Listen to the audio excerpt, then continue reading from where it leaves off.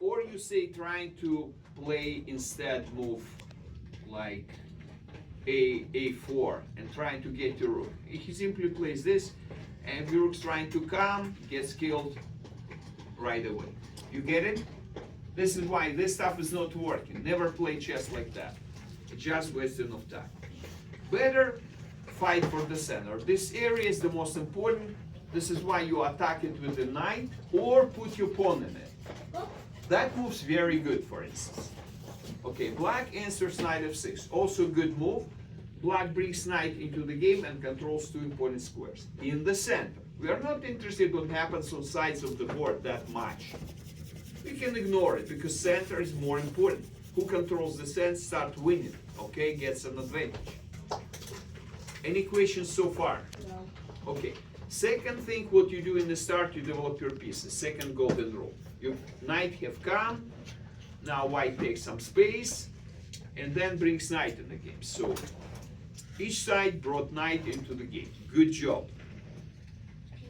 Black is going to bring the bishop out, making so-called fianchetto, right? It means you develop bishop on the side. Best position for the bishop is fianchetto, but takes you longer a little bit. That's why. White's doing the same thing. Black develops bishop, white develops bishop. All good. Both players play good game. Now, third golden rule is king safety. So black castle to get king safe. White does the same. Also takes care of his king. So both players play good chess. Pawn takes, knight takes. Knight c6 brings another piece into the game. Good job. Knight c3. You see both sides brought 3 pieces and castle kings. Well done. a6. That moves defensive, prevents knights from coming here, which may trouble black. So white moves back, but it's heading to best position on d5, right? Knight e3 and knight d5 is the idea. We're still in the opening stage. d6 to bring the bishop out. b3 is to bring white bishop out. Both sides doing a great job. So finally, both sides brought all minor pieces out. That's good. If you play e4 move as first move and e5 as black, game goes faster. But that's the only difference. Okay, pieces come out faster. Otherwise, it's the same thing, the same principles. You struggle for a center, you develop your pieces, means you bring them out from your camp, and you take care of your king safety. Usually you castle for that, right? Always the same. Do you have any questions? Good. Let's see what happens next. Rook c8. Now rook is moved to an open file, so rook can fight from here. Good stuff. Rook c1. So far so good. Knight d7. Now we have almost middle game here. In fact, middle game. But most of the masters think that middle game starts when queens moved out and rooks are looking at each other, waving hands to each other. Hey friend, how are you? Let's have a cup of tea together with the cake. Okay, guys, is that clear? So when rooks looking at each other, it's definitely opening is over, right? You are in the middle game. Okay? So end game starts when you traded most of the pieces off and no one still won, right? Then you have an end game. And end game you have much less pieces and pawns on the board, and king mostly not in danger of getting checkmate quickly. So this is why king changes his behavior. He takes his sword and goes to fight like everyone else. He's not hiding like a chicken or rabbit. You see what I mean? You understand? So king behavior changes completely. Also, one piece completely changes his behavior in value. Guess who would it be besides of king? Yes. Pawn, yes. Because now pawn can be main hero winning the fight, because he can be promoted to queen, and that gives you instantaneously huge advantage, right? So if you promote pawn, you oftentimes win. Okay, now let's see what happens. Queen d2, rooks are looking at each other, and definitely white finished opening stage. d5, black's counter-attacking, you see, he attacks white position from a side, takes. And now black counted on knight takes b5, which will provide black with very good convenient play because black takes the bishop. So black starts winning. You see that? That was a joke about like moving knight away is a good idea, because you see you lost your knight. So this is why he takes the bishop instead.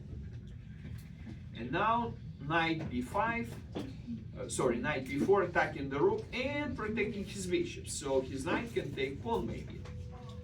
And black was upset about this fact and placed rook b6, which is a mistake. Right move was rook to c8, and then fight still on. Takes pawn, takes bishop, takes queen b6, a skewer, by the way, frying both knights. White hardly defends. And now knight c5 gives black quite good counterplay. Pawns under attack, knights are not so safe. Black's okay, even though white's winning by a pawn. But what happened in the game? Rook b6 was played. He was too greedy to give up this pawn and defense, but now white starts tactics and wins the game. First move was knight d5, attacking the rook. Trades bishops meantime. But now black gets a punch in the face. You want to find next white's move, which is won the game? Yes? Bishop c8. No, it was rook c8. Rook c8. Yeah, It's called decoy. White's giving black a candy. Looks like rook is free, but that free is like cheese in the mousetrap. Yes.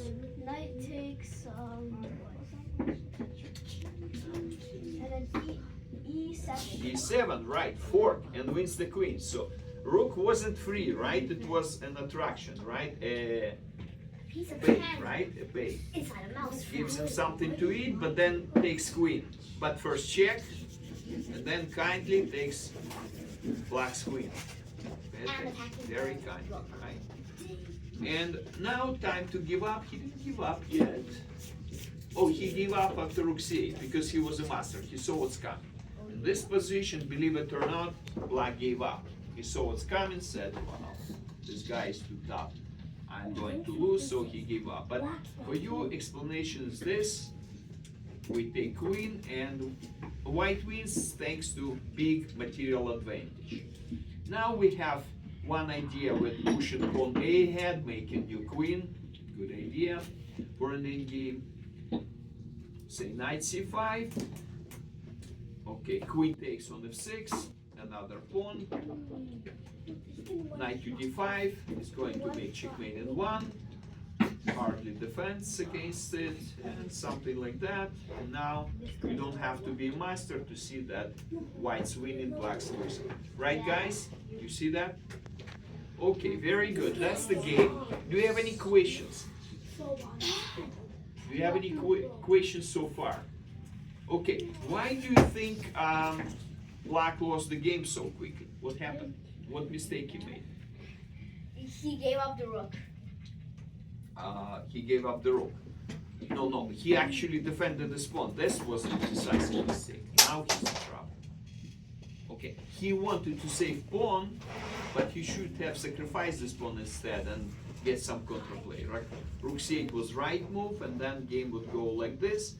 And fight still on, at least black's okay. Black's fighting. Black's not losing. Yeah, black's not losing, right? But he played that, and now trouble started. First of all, this discovered attack, and now this kaboom took place. Rook c8, a brilliant move. Probably you should put a couple of exclamation marks to emphasize that move's amazing, right?